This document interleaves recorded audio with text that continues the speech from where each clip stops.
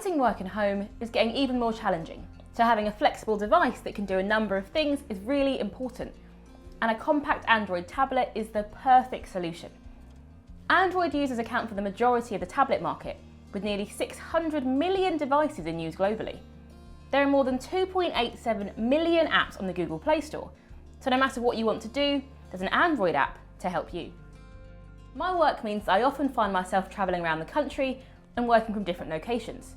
So having a highly portable device with a larger screen than a phone is really useful during video calls.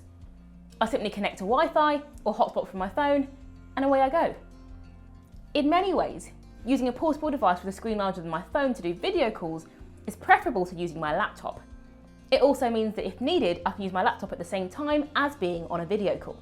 The Nokia T10 is a great device when I'm on the go, but it also helps me out when I'm working on my laptop or when I need a second screen. All I need to do is pair my tablet with my laptop, press the Windows key and K, and suddenly I have a second screen which massively helps my PowerPoint presentations and Excel spreadsheets.